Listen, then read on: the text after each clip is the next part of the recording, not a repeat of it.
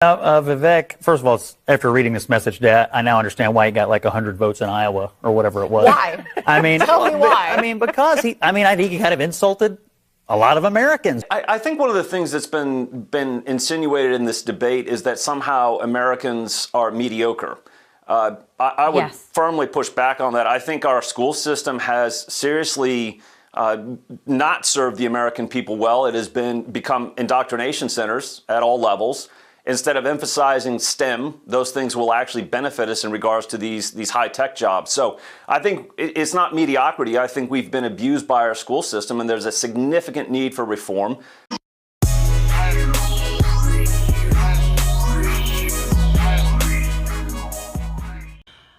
Hi everybody, welcome back to our channel. It's going to be New Year's this week. This is going up on New Year's Eve, right? Mm-hmm. So, a happy new year to all of you guys out there. Let's first get the visa situation. Let's get that conversation out of the way. We're seeing a crack between some of his top advisors and his MAGA base.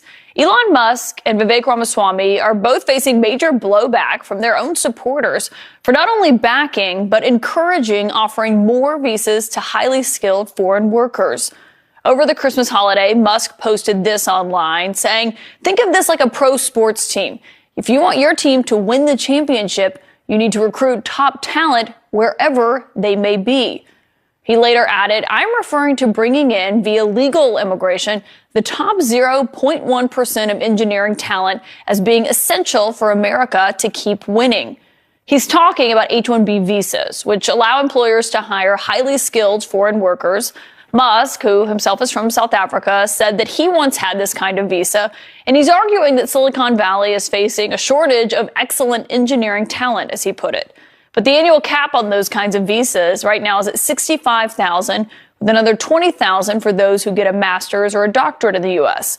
Musk is being backed up by his partner in Trump's government efficiency initiative, Vivek Ramaswamy. He says it's a cultural issue that there aren't more competitive engineers in the U.S. It's a debatable thing. What's funny about this whole situation is that I feel like the left is trying to make it seem like everyone now hates Vivek and Elon. That is not accurate. Okay? Calm down. It's okay to disagree with the party you're affiliated with. There are policies that are going to happen that I am not going to like by Donald Trump. It's going to happen. Okay? There are going to be things that people in the cabinet do that maybe I don't like. Now, when it comes to Vivek and Elon, what they're wanting to do or what they're proposing, by the way, this is a proposal. It's not even like this has happened. Mm-hmm. They're just proposing that we open up the H-1 visas even more and bring more people in. And that I do actually disagree with. Vivek was saying that the reason why he got drugged through the mud is because he was saying that he feels that it's a culture issue.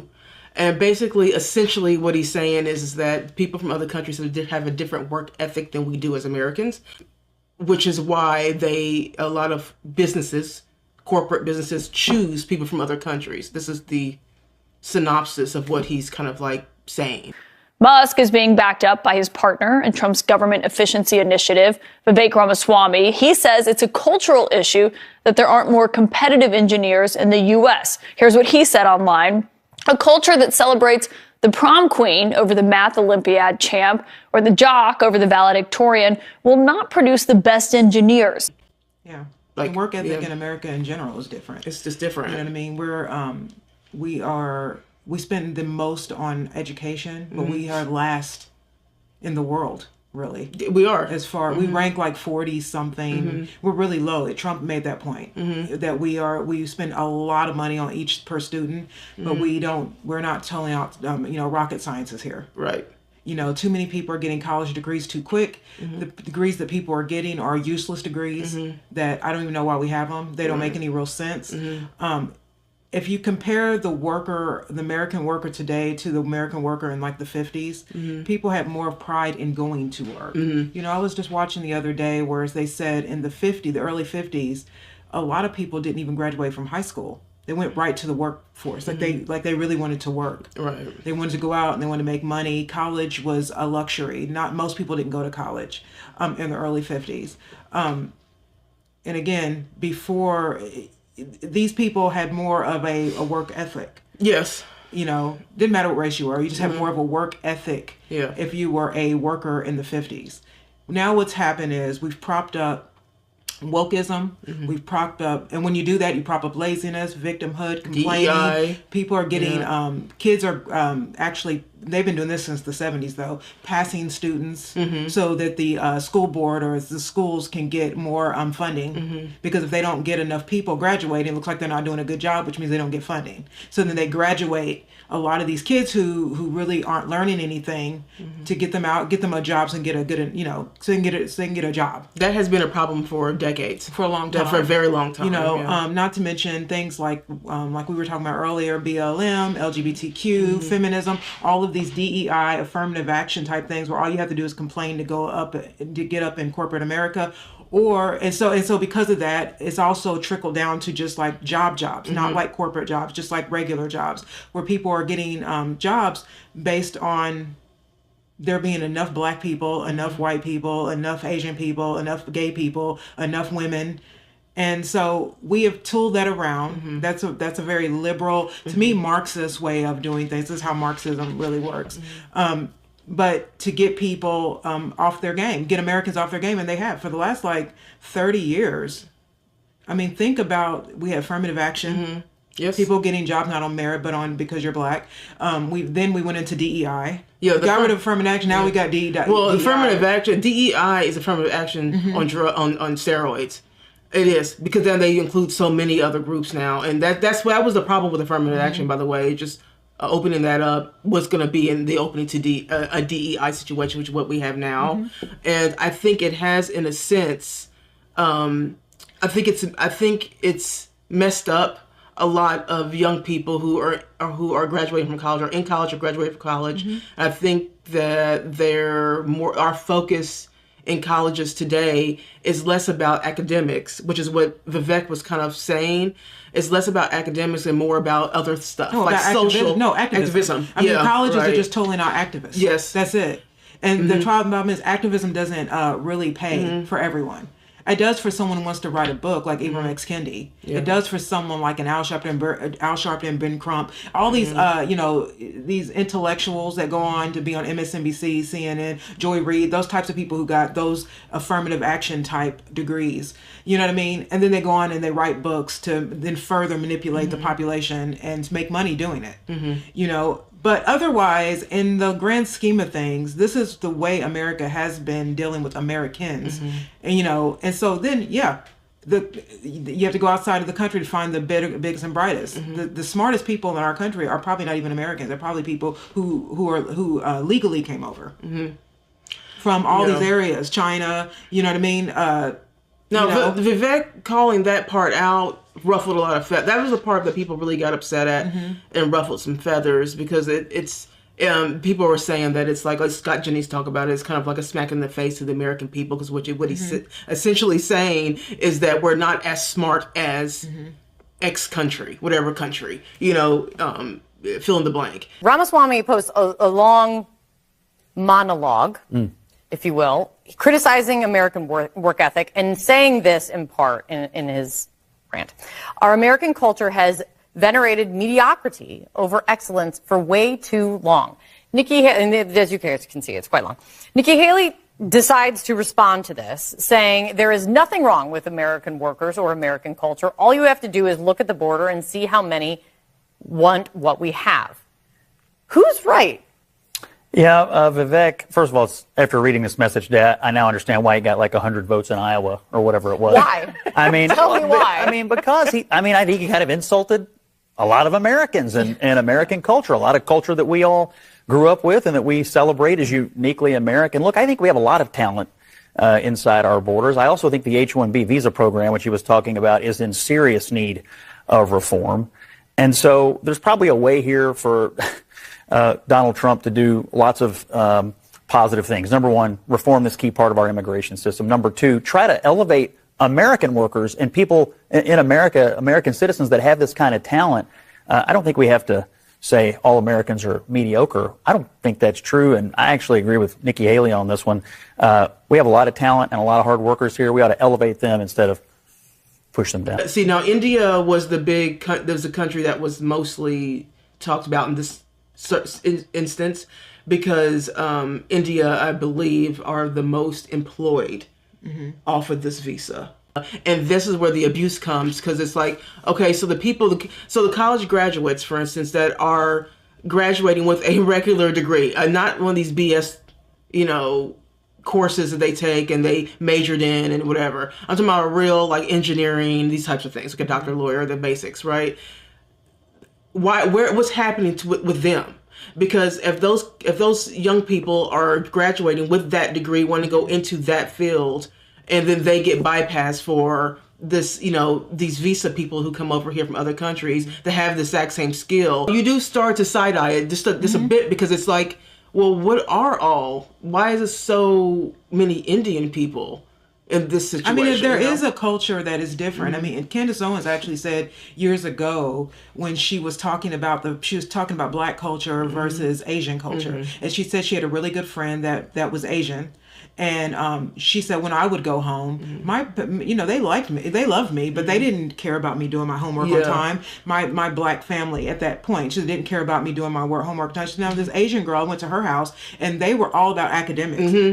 They had this kid. I mean, she's like, they didn't play games. You had to get an A, not a B. You know what I mean? And she's like, and so it is true though that Asian people have a different culture where they focus heavily on education. Right. And this is why most of them are on the top percentile of education, and which would make them the doctors, the lawyers. So they're going to get those jobs because they're at the top. They have a different, they're not really strong type people. So they go heavily on, so it's just, to me, I don't know the actual numbers of who's smart and who's not in America. I'm not going to even try to do that. But if we're just looking on the surface of the difference between when you come from a hard country, and I was watching PragerU once, and there's this African lady. I didn't know I was going to talk about her, so I don't know her name. But she was also on when Candace Owens had a show on PragerU. She interviewed her. I cannot remember this woman's name, but she's from Africa. Okay. And she came over here on a educational type visa thing, and then she came here and became successful. She's like, in our country, you are born poor and you die poor. The only people who are born rich are the people who came in that way. She was like, so when you get over to America, you have the chance to be. So when they come over here, they take advantage. These people that come from other countries, they take advantage of our system immediately. This is why Vivek's the first generation Indian, and he's a success. Because they just take advantage of everything. You can see like all kinds of like, I was watching the Asian people on, the ones that the Chinese restaurants, the mom and pop Chinese restaurant. And they say that they come over here, they don't deal with banks. No. They pull all their money together. They live in one house, one house together. They put all their money in this, and then they open another one and another, and they get someone another house. Well, so they take advantage of being poor, and they don't care about rhetoric. They care about the goal. In America, we do tend to, and because of liberalism and because of wokeism, we become a country of complaints. So white people complain about how they hate themselves because they were once colonized, or Black people pretend like they're still slaves. LGBT people act like they're getting beat up in parking lots somewhere every day, and they're just being found dead somewhere. You know what I mean? We're allowing illegal people just to run through our park. Now they're burning people in, subway stations. Someone else just got burned the other day. We tell women have all the equality they want now, and they pretend. We pretend like we are still in some sort of subservient sort of manner. And if our jobs are being taken by people, it's because we've taken our eye off the ball and we've put it in somewhere else where someone's going to fill the vacuum. If they see that we're looking over here and they see there's all this opportunity over here, but Americans are just been so cushy and so comfortable for so long, they don't realize they're ignoring this opportunity in their own country. You know what I mean? Then someone's going to fill the vacuum. Well, I think that corporate business owners, business executives are looking for talented people. They're looking for talent, right? Whether it be engineering or whatever it may be. And if they are seeing, if it's okay, let's just say it's not about the money, because we know that corporate people are trying to save money as much as they can. I'm talking about Elon and Vivek. Of course, you're going to want to hire, in case someone is super genius, you're going to pick the person who's going to take the $60,000 instead of the $160,000. Okay, if you're a corporate person, you're trying to save money in your business, the fat cats will do that. They will do that, and I don't think it's right. I'm just saying it is what it is. And so, but if they find somebody in another country that comes here off a visa that is super talented, and then you look at what's going on with young people today, or people who want corporate jobs today, where it's just a bunch of marching and protesting all the time, and it comes with all this social stuff, this. I just can't see. I would think that they would want somebody who, one, will take less money, and two, someone who will be on the job immediately, be serious about the job and won't be problematic. Because I do think that a lot of CEOs and things, I do believe they think that American younger people are problematic, and it's really because of the social issues. They seem to bring that with them everywhere. And so when I think about this whole H-1B visa situation. The part that I disagree with Elon and Vivek, because I do disagree with this part, is open it up more. Because what they're wanting to do is kind of open it up more to have more people with visas come in here. And what's ironic about that is that we are trying to, and I know this is a separate situation entirely, but we are trying to close the borders. And here we are trying to bring in a flood of new people, from other countries. It's like, we have to fix one thing at a time. Donald Trump, his words on that, I'll put up his quote here. President-elect Trump supporting Elon Musk and Vivek Ramaswamy after the two backed H-1B visas for foreign workers, telling the New York Post, quote, "I've always liked the visas. I've always been in favor of the visas. That's why we have them. I have many H-1B visas on my properties. I've been a believer in H-1B. I've used it many times. It's a great program." Our next guest, though, is not sold on Trump's claims. Joining us now is American Majority founder and CEO Ned Ryan. Wow, a lot of confusion around this because, as you know, Ned, first of all, welcome and Happy New Year. As you know, Donald Trump had a lot of criticisms for this program and said there were a lot of abuses of it. Elon Musk has now come out, Vivek Ramaswamy, and now Donald Trump told the New York Post this. So what is your take? Well, my take is the entire conversation started around increasing the number of H-1B visas, which was precisely the wrong place to start a conversation and expanding what is a broken and abused system. And I think a lot of people can acknowledge the H-1B visa system is broken. It's been abused. Elon posted some things last night that I think would be a nice starting point, that you have to significantly raise the minimum salary and then add an annual cost to these H-1B visas to maintain them. I think we have to get to the point, Rachel, where we make it prohibitively expensive to have an H-1B visa to really focus on having those truly exceptional people come in and use them. But Rachel, I think the thing has to be the thing that has to be discussed is the fundamental issues around this whole entire debate. Is that America fundamentally is not an economic zone. We're not some global storefront. Americans should not be treated as second-class citizens in their own country because federal policy allows billion-dollar corporations to hire foreign workers at under market wages instead of paying American workers full wages. So if we can start to frame the conversation that way and understand the system is broken, it needs to be reformed, and the American people should actually be prioritized in all things, that really is the message of America first. But he says that he likes the visas. He said he's been using them for decades in his own job, his own businesses, his own properties. He has people that are here for years. Most people have. This is not a new thing, by the way. I don't think people it works. who own businesses are always trying to cut costs. They are always. But this is the thing. This brings me back to the late Walter Williams when we did a video on the minimum wage and how we priced ourselves out. And so he was saying that a lot of jobs were taken away when a minimum wage came in because we priced ourselves out of people wanting to hire us by demanding that they pay a certain thing. He was like, so now we can see, now I can kind of see what he meant then. But now as I look at the people who are not from here, see the difference between Americans and people who are coming here is they're not afraid to work for cheap. Right. We are. Yes. And so unfortunately, because we don't want to, our own corporate companies are like, okay, business, they will go where they feel, and because at the end of the game they know that even if they work for cheaper, they won't end up that way.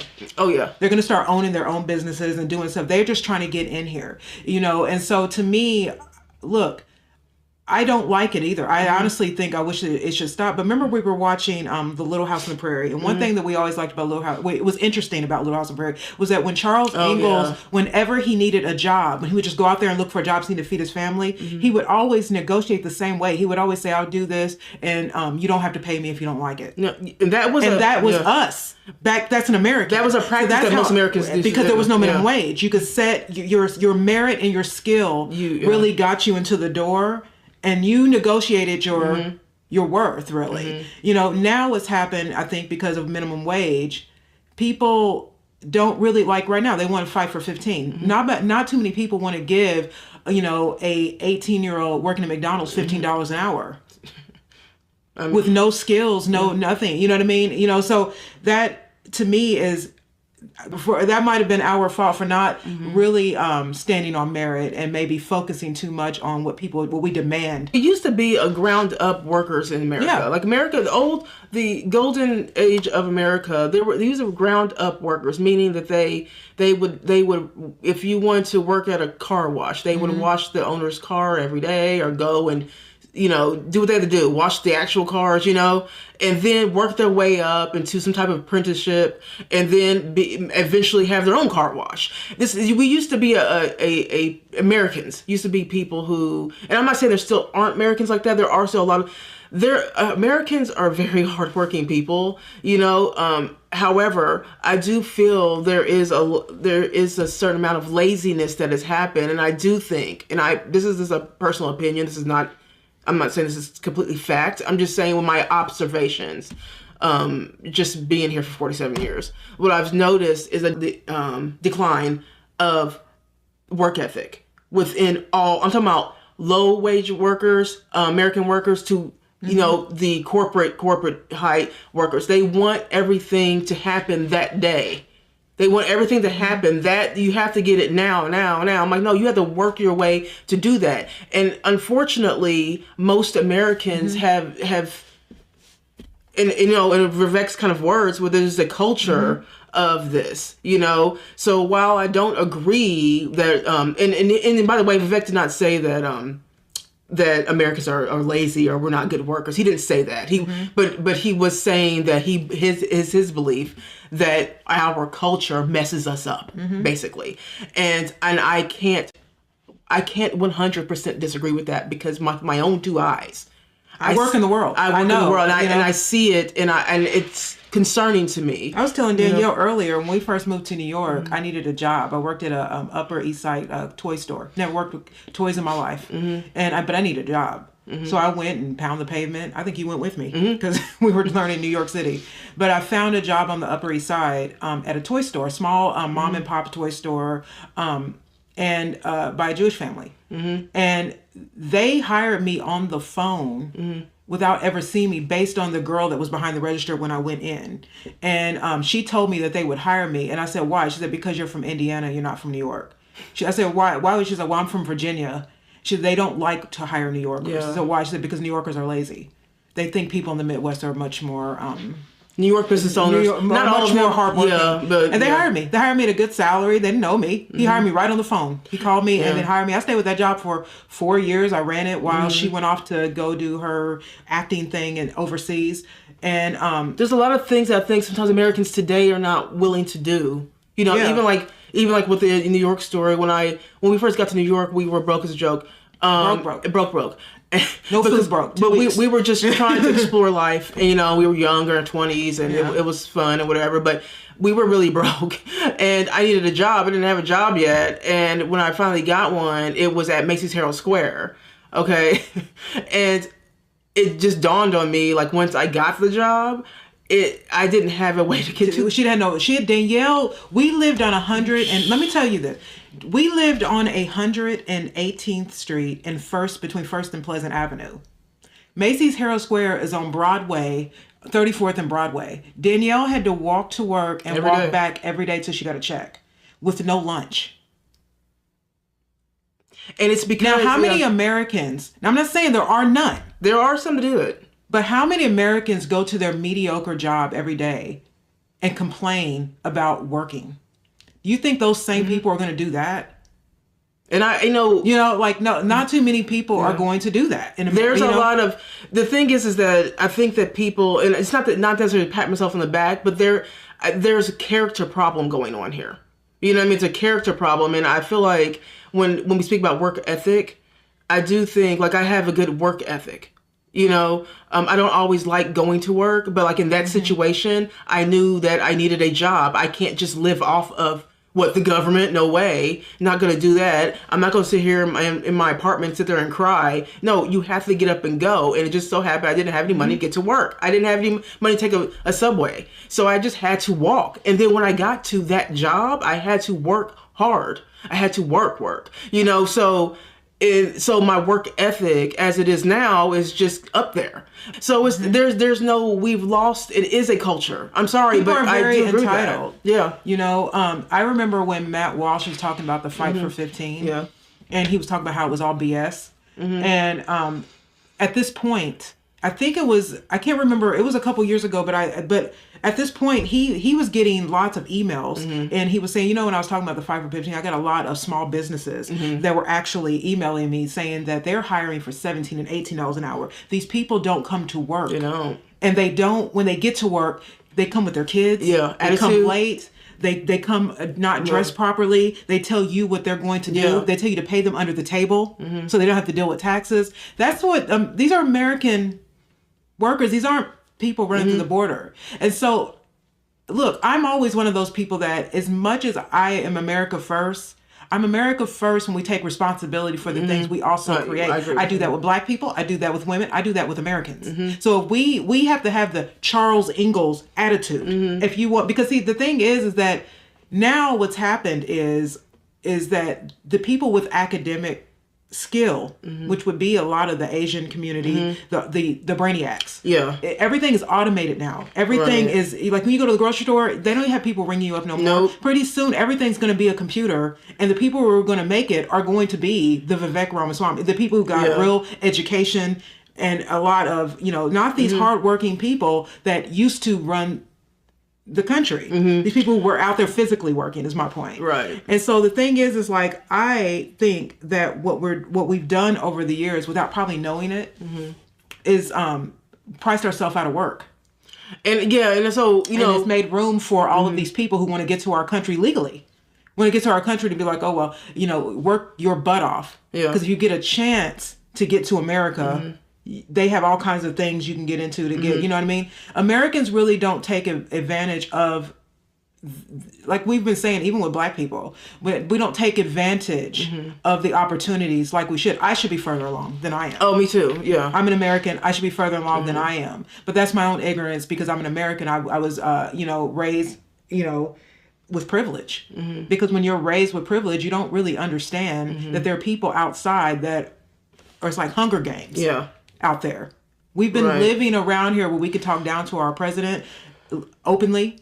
We can talk crap to police officers. We can not go to work on time and still get paid. You can be Black, a woman, a Hispanic, or whatever, and as long as you are Black or you stay that way, you can, or transgender, you can keep a job because they're too afraid to fire you.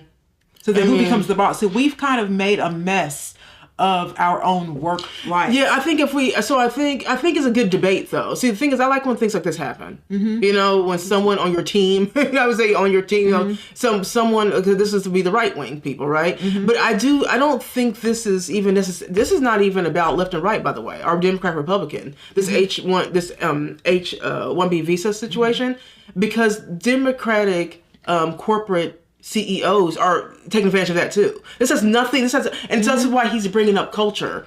I don't know. I think it's a good debate to have, though, and I think it's a healthy debate to have. And I don't think people should automatically shoot down Elon and Vivek for this proposal. By the way, I think it's wrong, but I also think you got to do some self-reflection. Yeah. God, have we been? Have we just now noticed it because it just came up to talk about? But over the years, have we sort of allowed too much to happen? Well, and also just again, look at the college people today. And I'm gonna put up I hope I can get this to them. I want to show you, but I'm gonna put up this little clip of these college people, and they've graduated, and they're telling us their major and what they majored in and what they got their diploma in. And this is what this is not rare.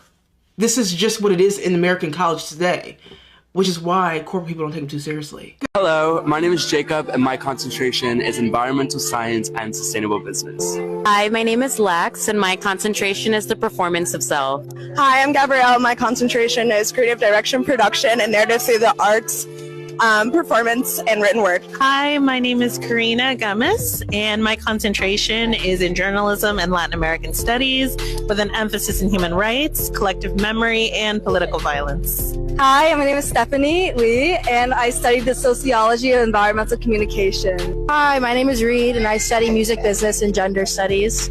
Hi, my name is Dominique, and I studied care politics with a minor in disability studies. My name is Elliot Wright, and my concentration is art as a social mechanism.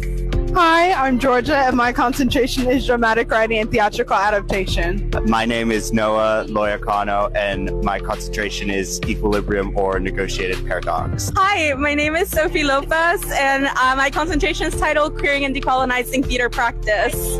Hi, my name is Maya, and my concentration is journalism, post-colonial studies, and psychoanalysis. Hi, I'm Eloise. I'm graduating with a concentration in philosophy of science and theater. My name is Amina, and my concentration is titled The Criminal Mind, which is surrounded on criminology and applied psychology. Hi, my name is Juliana. My concentration is international business and fashion through sustainable development. Yay! So I just want to say, notice that most of those people are women. Mm-hmm. Women with their emotions and taking over the world. Mm-hmm. You know what I mean? LGBTQ, let's be honest, and people of color. Yeah. Marxism. And so I'm just saying, that's Marxism. This is what they're doing. They're training these kids to be activists and Marxists to take over the culture. Because that's the only way Marxism can come in and take over is if they get into these college, they get in the robes of society. They get into, like, Bernie Sanders was the beginning of that. So then, you know, what's her name? The late, she just died, Nikki Giovanni. And all she did was spread propaganda. You know, Bernie Sanders, you know, just these people. What's the one with the big hair? Well, Al Sharpton, but the other one. God, I can't Cornel West. Cornel West. Those people were once those people, and now they've all in your school system. They're in the courts. They're Ketanji Brown Jackson. I mean, they're in the courts. They're in your high schools. You know, this is the reason that those people were. If you look at, if you watch Uncle Tom 2. They will show you that the guy that what's his name? The KGB ex-KGB agent Yuri. He said that, and they flashed those faces, the Cornel West and the Bernie Sanders and the Jane Elliott. They said those were the people of the '60s, and they put those people in college in the '60s. And to make a slow change of culture. So now all those people are in your system, and what Yuri said is they're contaminated. You can't get rid of them. The only thing you can do is to counterculture it. Yeah. And then to make, I hate to say how corny this sounds, but conservatism cool. Which is what I think Donald Trump was able to do in a way. Well, actually, we all were, but. I know this is one college, I get that, but I've seen numerous videos like this with different colleges, and some upscale colleges too. So it's not like I've just been seeing this one. So you're a corporate person who hires people, right? You're seeing, this is the pool of people you have to work with. This is the culture of college. So if you're a corporate person who's hiring people out of college and you're thinking about it, and I'm sorry, I wouldn't take college people seriously if they're saying stuff like this. So what would I do as a corporate person? I would do my because I'm an American First person. So I would do my damnedest to make sure I am eliminating all talent in America. I'm not, my America First mentality is I'm not even looking outside the country, which is why I disagree with Elon and Vivek. I'm not even going to look outside the country until I'm looking in America first and see if somebody wants to be a ground up person. Someone wants to display their talents and let us know why you're worth the money. You know, I'm looking at that first, but I'm telling you, there are so many people that are in college, coming out of college, that have this social activist mentality, and there is no corporate job that wants to put up with that. People do not want to put up with that. They much rather have a serious person across the country who's going to come here and get down to business day one. We have to be able to listen to both arguments here, because Vivek has somewhat of a point. We are focused differently in America now. We weren't always like this, but we are focused differently. Now, I am happy that most of America woke up and saw that the conservative side made more sense than the Democratic side, but still, you do have to kind of look at your own country first. And do we look serious? But the whole, like the advertising company, I mean, you can fix it. You just have to change culture. But the corporate world, like the advertising companies, are full of these people. You know what I mean? Remember when we did a video years ago, or a couple years ago, when Budweiser, but the lady who took over Budweiser and did that whole thing, that woke Budweiser situation where no one's drinking Budweiser to this day. That woman was one of those women. She was woke. And she tried to wokeify and ruined it. And then what did Disney do? Remember the Disney the Disney gay stuff, the gay things, and then that got put out there, and people were side-eyeing Disney. Now they had some bankruptcy issues because people weren't watching these woke shows. They were exposed. Is my point. And the thing is that we just got so. I think Mark Dice. I was watching a episode of his show, and he was just saying that what happened to the country was that. Conservatives, which he said I call normal people, he's like, when the wokeism was at its weakest, they didn't say enough. Yes, I agree. Yes. And that's true. When wokeism was at its weakest, America, including the right wing, the right wing, didn't say a thing because they were intimidated by being labeled racist and homophobic, all the things. And so everybody just kind of stayed silent. Now it's gotten nutty nuts. But you can't be afraid of being uncomfortable. Yeah. And having to take a step back so you can take some steps forward. And I think America's in that place right now where we're going to have to beat the illegals and stuff at their own game. Yeah. If you want these jobs back, you're going to have to price them out. Because and you're going to have to work hard. But how many people are going to do that? And that's why these companies know they can do that. Again, as American first conservative person, like I'm not looking at the last thing we need is more immigrants or migrants or whatever over here. When we have people already here, but a lot of times American workers are not willing to do the job if they don't get paid the money. And other people are willing to get paid less and work their way up, which is what's happening with these visa situations. They're hiring outside because they know they can get them for cheap. But those CEOs also know that once they get them over here, those people are going to make money fast. They're willing, like Kara was saying, there are people, a lot of people in other countries are willing to make a low wage and then work their way up. I just had a conversation at work with a person who stays at our hotel often. He's Mexican and he has a business. He's a landscaping business and he comes here to do work, every month. And he was telling me he worked first as just like a gardener. But he was like, and after a while, like I'm willing to make. I was making literally no money. There was sometimes he said I was making like $2 an hour, and I knew that was wrong as a person coming to this country. He's like, I knew that was wrong. I was American. He's an American citizen. He said, but I was willing to do it because I know why they're doing it. I know that I was getting played, but I also knew that my future was bright, and I had a whole other plan going on. And he did. Because now he owns a landscaping company. He has 35 employees. I'm just saying. So he was willing to take the low money because he had a plan. And he told me, he said, sometimes it's not about starting off at $100,000 a year. Sometimes you have to be, like I was saying, a ground up worker and willing to do that because corporate people like to see hardworking people. Number one, they do want cheap labor. Every single company wants cheap labor because they want to cut costs wherever they can. So that is and I understand it's corrupt. I understand that, right? But it is a reality too. All right, we can change reality if we just do better, I think. But I do understand you should know your worth. You should know the worth within your job. I understand that part. Like I'm not saying you should take a job that's way lower than what the going rate is. I'm not saying that at all. Don't do it if you don't want to do it. But I'm just saying that the successful people that I know are only successful financially now because they were willing to do the grunt work then. Vivek is bringing up a good argument, but I do think that he brings up a conversation that is uncomfortable to hear. You know, especially I don't from think someone whose family's from a whole nother country. That's gonna bother people. You know, what's his name? Cesar Millan. He was on another podcast once, and he was talking. He's an illegal immigrant. He came here. He came through the border, and he said they give you $100. My mother gave me $100, and then you're supposed to go to the border, and then there's a taxi somewhere. They give the $100 to the person, and then they send you to a part of California. Yeah, you know, and he was just like. He was like, "Wow, really?" He's like, "Yeah, that's how you get here. That's how you do, or that's how you get here when you're when you're illegal to the border, right?"